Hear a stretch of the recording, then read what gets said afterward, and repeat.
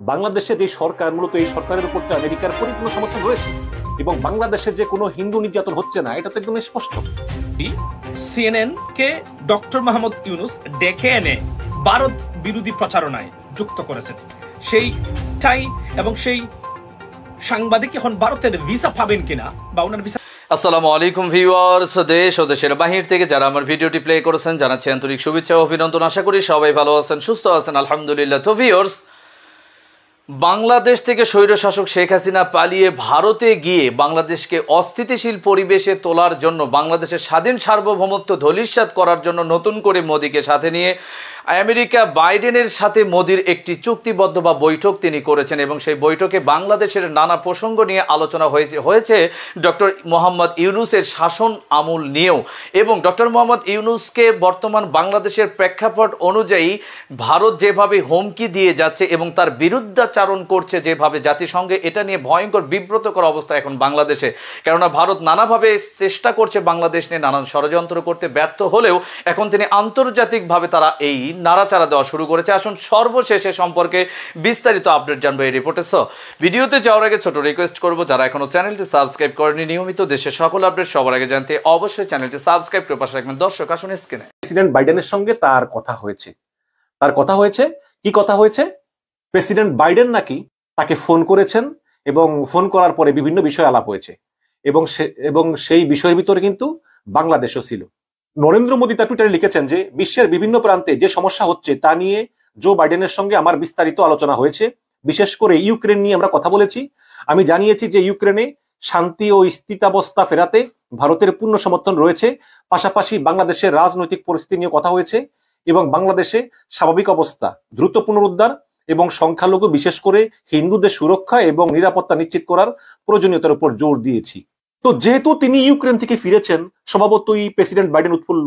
তিনি ফোন করে মোদীকে ধন্যবাদ জানাবেন এবং কিভাবে রাশিয়া ইউক্রেন যুদ্ধ বন্ধ করা যায় এটা নিয়ে কথা বলেন। কিন্তু বাংলাদেশ নিয়ে কথা হলো। বাংলাদেশে যে সরকার, মূলত এই সরকারের উপর তো আমেরিকার পরিপূর্ণ সমর্থন রয়েছে এবং বাংলাদেশে যে কোনো হিন্দু নির্যাতন হচ্ছে না, এটা তো একদম স্পষ্ট। তারপরেও ভারতের বিভিন্ন চ্যানেল প্রোপাগান্ডা করতেছে এবং নরেন্দ্র মোদী নিজে বলতেছেন যে বাইডেনের সঙ্গে আমরা বাংলাদেশের রাজনৈতিক পরিস্থিতি নিয়ে কথা বলেছি এবং সংখ্যালঘু বিশেষ করে হিন্দুদের সুরক্ষা এবং নিরাপত্তা নিশ্চিত করার প্রয়োজনীয়তার উপর জোর দিয়েছি। তার মানে বাইডেন এবং মোদী উভয়ই একমত পোষণ করেছেন যে বাংলাদেশে হিন্দুদের সুরক্ষা এবং নিরাপত্তা নিশ্চিত করার প্রয়োজনীয়তা। তার মানে বাইডেনও কি বিশ্বাস করলেন যে বাংলাদেশে হিন্দু নির্যাতন হচ্ছে?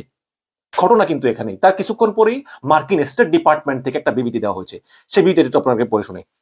সেখানে বলা হয়েছে, president Biden spoke today with Prime Minister Narendra Modi of India to discuss the Prime Minister's recent trip to Poland and Ukraine, as well as the United Nations General Assembly meeting in September. মানে মোদির সঙ্গে কথা হয়েছে এই Poland আর Ukraine সফর নিয়ে এবং September মাসে যে জাতিসংঘের সাধারণ পরিষদের অধিবেশন হবে সেটা নিয়ে কথা হয়েছে।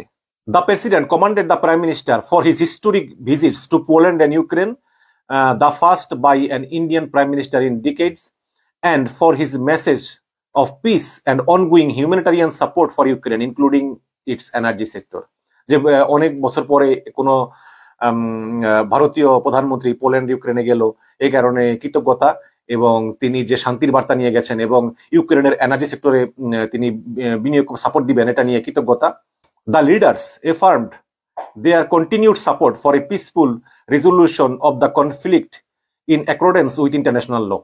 যে তারা বাইডেন এবং মোদি একমত হয়েছেন যে আন্তর্জাতিক আইন অনুযায়ী এটা সমাধান আসলে দরকার। On the basis of the UN charter, united নেশনসের চার্টার অনুযায়ী। The leader also emphasise their continued commitment to work together including through regional groups like the Quad to contribute and prosperity in the Indo Pacific. তার মানে quad নিয়ে আলোচনা হচ্ছে। আপনারা জানেন যে কোয়াড হচ্ছে সামরিক জোট, যেটা সদস্য হচ্ছে ভারত, আমেরিকা, জাপান এবং অস্ট্রেলিয়া, এবং এটা নিয়ে আলোচনা হয়েছে। বাংলাদেশের কথা এখনো লেখেই নেই। যদি নরেন্দ্র মোদীর সঙ্গে বাইডেনের কথা হতো বাংলাদেশ নিয়ে, তাহলে মার্কিন স্টেট ডিপার্টমেন্টের থেকে এই স্টেটমেন্টটা যে রিলিজ করা হলো, এখানে বাংলাদেশের ব্যাপারে নাই কেন? তার মানে নরেন্দ্র মোদী বলতেছে বাংলাদেশ নিয়ে আলোচনা হয়েছে, কিন্তু বাইডেন বলতেছে যে বাংলাদেশ নিয়ে আর কোনো আলোচনা হয় নাই, আলোচনা হয়েছে ইউক্রেন নিয়ে। এবং আমার কাছে এই বাইডেনের স্টেটমেন্টটাই সত্য মনে হয়। তার মানে এখন ঘটনা কি? ঘটনা হচ্ছে যে নরেন্দ্র মোদী মিথ্যাচার করছেন, এটার কোনো সন্দেহ নাই। বাংলাদেশ নিয়ে আলোচনা হয়নি, অথবা নরেন্দ্র মোদী এটা প্রশ্ন করেছেন কিন্তু বাইডেন অতটা গুরুত্ব দেন, এরকম হতে পারে। এই কারণে বাইডেন কোনো কথাও বলেনি, বাইডেন এটা নিঃশ্বাস করে দিয়েছে, অথবা কোনো কথাই হয়নি। এরকম হতে পারে যে ভারতের প্রচুর মানুষ আছে যারা বিশ্বাস করে যে বাংলাদেশে কিভাবে যে হিন্দুদেরকে মারা হচ্ছে, এরকম অনেক আছে বিশ্বাস করে যে বাংলাদেশে হাজার হাজার হিন্দু মারা হচ্ছে, আবার মন্দির জ্বালিয়ে দিচ্ছে, এরকম অনেক মানুষ আছে ভারতে, তারা বিশ্বাস করে, বিশেষ করে ওই যে বিজেপি যে সমর্থকরা ফেক নিউজগুলি বিশ্বাস করে। এখন নরেন্দ্র মোদী চিন্তা করলো যে যেহেতু বাইডেনের সঙ্গে কথা হয়েছে, সেহেতু আমি যদি স্টেটমেন্টের সঙ্গে এটাও এক করে দেয় যে বাইডেনের সঙ্গে আমি কথা বলেছি হিন্দুদের নিরাপত্তা নিয়ে, তাহলে ওরা একটু খুশি হবে, আবার বাংলাদেশের অনেক হিন্দুরাও খুশি হবে। এই কারণেই বাংলাদেশের কিছু হিন্দু এবং ভারতের যে বিজেপি সমর্থক, এদেরকে খুশি করার জন্যই মূলত মিথ্যাচার করে নরেন্দ্র মোদী এতটুকু অ্যাড করে দিয়েছেন বলেই আমার কাছে প্রতীয়মান হয়। কারণ যেখানে বাইডেনের স্টেটমেন্টে এই বাংলাদেশ নিয়ে কোনো কথার উল্লেখই নেই, আবার নরেন্দ্র মোদী টুইটারে লিখেছেন যে তিনি বাংলাদেশ সম্পর্কে বাইডেনের সঙ্গে আলাপ করেছেন, বাংলাদেশের স্থিতিশীলতা এবং হিন্দু নির্যাতন যাতে বন্ধ এর উপর জোর দিয়েছেন। তাহলে দুই কথা সম্পূর্ণ দুই রকম। সুতরাং আমি মনে করি এটাই যে নরেন্দ্র মোদী আসলে তার যে ভক্ত সমর্থক আছে এদেরকে খুশি করার জন্য, যে দেখো আমি। দর্শক, স্ক্রিনে আমরা সে সম্পর্কে বিস্তারিত জানলাম। এই বিষয়ে আপনাদের মতামত কমেন্টে জানান, কেউ ভিডিওটি স্কিপ করবেন না। মোদি বাইডেনের ভিতরে বর্তমান বাংলাদেশের প্রেক্ষাপট নিয়ে যে বৈঠকটি হয়েছে, এই বৈঠকের পর থেকে ভারত কিন্তু নানাভাবে বাংলাদেশের দিকে ভুরু কোচকাচকে যে কোনো সময় আঘাত করার সম্ভাবনা এবং বিভিন্নভাবে বিশৃঙ্খলা করতে আওয়ামী নেতাকর্মীদের সাথে তাদের নতুন চুক্তিবদ্ধ হচ্ছে। আসুন সে সম্পর্কে আরো ভয়াবহ তথ্য জানবো এই রিপোর্টে। সিএনএন এর যত ভাষা আছে, সিএনএন যত ভাষায় সিএনএন প্রচারিত হয়, প্রত্যেকটা ভাষায় সিএনএন এর এই রিপোর্টটা অনুবাদিত হয়েছে এবং রিপোর্টটা প্রকাশ পেয়েছে। আমি আপনাদেরকে দেখাবো। তার আগে আমরা শুনেন আপনারা যে আমি ইংরেজির চেয়ে বাংলার যে রিপোর্টটা দেশ টিভি করেছে, সেই রিপোর্টের একটু অংশ আপনাদেরকে শোনাতে চাই, মনোযোগ দিয়ে শুনবেন। ভারত মস্ত বড় বিপদে। জাতিসংঘ গতকালকে বলেছেন যে ভারতের পানিতে সয়লাভ আপনার এই বাংলাদেশ, এবং তারা মনে করেন যে ডক্টর মোহাম্মদ ইউনূসই নাকি তাদেরকে বলে দেন, জাতিসংঘকে বলেছেন এবং সিএনএনকে ডেকে নিয়ে এসে, এবং সিএনএন নাকি আসছিল শুধুমাত্র ভারত যে বাংলাদেশে পানিকে অস্ত্র হিসাবে বাংলাদেশিদের বিরুদ্ধে ব্যবহার করছে সেটা প্রকাশ করা বা প্রমাণ করার জন্যই নাকি সিএনএনকে ডেকে এনেছেন আপনার ডক্টর মোহাম্মদ ইউনূস। এটাই তারা ইনডাইরেক্টলি বলার চেষ্টা করেছেন ভারতের বিভিন্ন পত্রপত্রিকায়। রিপোর্টটা দেখেন 1 মিনিটে। পানির জোরে ভাসছে বাংলাদেশের দক্ষিণ পূর্বাঞ্চলের ফেনী জেলা। সেখানকার মানুষের দুর্ভোগ কতটা চরমে পৌঁছেছে তা খালি চোখে না দেখলে বোঝার উপায় নেই। ফেনী সহ বাংলাদেশের আরো 11টি জেলা এখন পানির নিচে। সবচেয়ে নাজুক অবস্থা ফেনী জেলার মানুষের। বন্যা পরিস্থিতি এবং কিভাবে হুট করে জেলাটি তলিয়ে গেল এ নিয়ে পর্যবেক্ষণে আসে মার্কিন প্রভাবশালী সংবাদ মাধ্যম সিএনএন এর সাংবাদিক এনা কোরেন। পথঘাট সব প্লাবিত থাকায় নৌকা যুগে ঘুরে দেখেন এবং বানভাসী মানুষের সঙ্গে কথা হয় তার।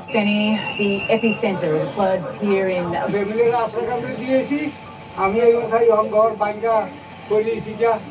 থাকার আর কোনো ব্যবস্থা নাই। নিঃস্ব মানুষদের কেউ কেউ এই বন্যার পানিকে ভারতের বলে সিএনএন এর কাছে তুলে ধরেন। বাংলাদেশের মানুষকে এভাবে বিপদে ফেলে দেয় ভারতকে ঘৃণা করেন বলেও ক্ষোভ প্রকাশ করেন। তারপরের রিপোর্টটা দেখেন। আচ্ছা, এটা এড আমি আপনাকে দেখাই। অর্থাৎ সারা পৃথিবীতে ভারত বিরোধী প্রচারণায় সিএনএন ডক্টর মোহাম্মদ ইউনূসের কথা যুক্ত হয়েছে বলে ওনারা দাবি করছেন বর্তমানে। আমি আপনাদেরকে এই রিপোর্টটা দেখাই। এটা হচ্ছে ইন স্প্যানিশ ল্যাঙ্গুয়েজ। এই যে এটা হচ্ছে সিএনএন স্পানল। এই দেখেন সিএনএন স্পানল, যেটা দেখেন স্প্যানিশ ভাষায় এটা লেখা আছে। এই বর্তমানে রিপোর্টটা আছে বর্তমানে, এটা সিএনএন এন স্পানল। আপনি যদি দেন সেখানে দেখবেন বাংলাদেশের এই রিপোর্টটা বর্তমানে সেখানে তার প্রচার করছে এবং এটা ফেনী লেখা আছে সুস্পষ্টভাবে সিএনএন এন স্পানল। সেখানে যাবেন, 4.7 মিলিয়ন সাবস্ক্রাইবার। সেখানেও বর্তমানে এই রিপোর্টটা দেখানো হচ্ছে তারা যে বাংলাদেশে ভারতে পানিকে অস্ত্র হিসাবে ব্যবহার করছে বাংলাদেশের বিরুদ্ধে, এবং এটা জাতিসংঘকে অ্যাড্রেস করেছে এবং জাতিসংঘ সরাসরি বর্তমানে গতকালকে, আজকে দেখেছি আমি বাংলা বিষয়, আমার কাছে আছে কিন্তু সেটা, যে আপনার জাতিসংঘ বলেছে যে এটা ভারতীয় পানি, উজানের পানি, বাংলাদেশকে বিপদগ্রস্ত তারা করেছে এই জায়গাতে।